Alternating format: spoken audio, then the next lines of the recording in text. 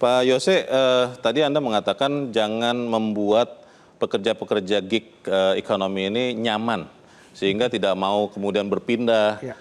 Tadi Pak Bob mengatakan di Indonesia juga pendapatan ojek online mirip-mirip dengan yang sarjana dan kerja di pekerjaan formal. Solusinya apa Pak yang paling masuk akal di kondisi sekarang ini Pak Yose? Iya, jadi saya setuju dengan apa yang Pak Peter katakan. Kita tetap menjadikan ini sebagai satu temporer solution gitu ya. Ketika tidak ada penciptaan lapangan pekerjaan yang kurang, kemudian masih ada digital informal worker ini, gig worker ini. Ketika misalnya banyak PHK, kemudian ada digital informal worker yang bisa dimasuki oleh siapa saja. Tetapi di lain pihak itu juga kita harus terus, terutama pemerintah dan juga mungkin aplikator bersama dengan konsumen, memfasilitasi untuk reskilling dari mereka supaya mereka juga bisa kemudian keluar dari pekerjaan-pekerjaan ini dan masuk kepada formal worker. Dan inilah yang harus dilakukan. Misalnya bisa dibentuk semacam trust fund gitu ya, yang chip in-nya itu bisa dari masing-masing, dari aplikator ataupun juga dari pemerintah, lalu juga dari konsumennya sendiri untuk digunakan melakukan reskilling tadi.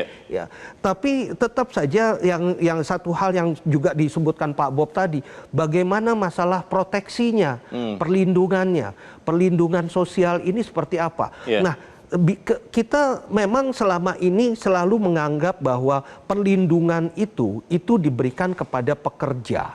Ya. Jadi orang yang tidak bekerja tidak mendapatkan perlindungan. Nah, padahal seharusnya pemikirannya itu adalah bukan worker protection, tetapi social protection.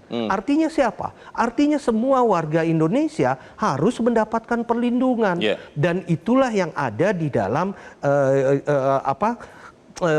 kesejahteraan nasional kita, apa namanya, saya lupa. Jaring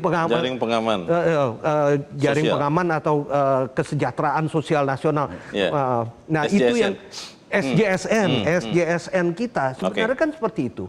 Yaitu ya, jadi proteksi itu jangan hanya dikaitkan kepada pekerja, tetapi juga kepada sosial. Di sini pemerintah itu harus hadir memberikan perlindungan tadi.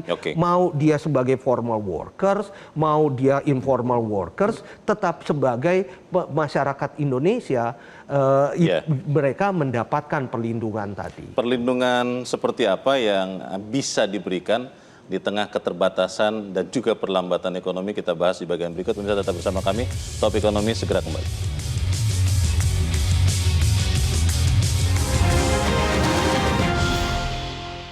Jelajahi cara baru mendapatkan informasi. Download Metro TV Extend sekarang.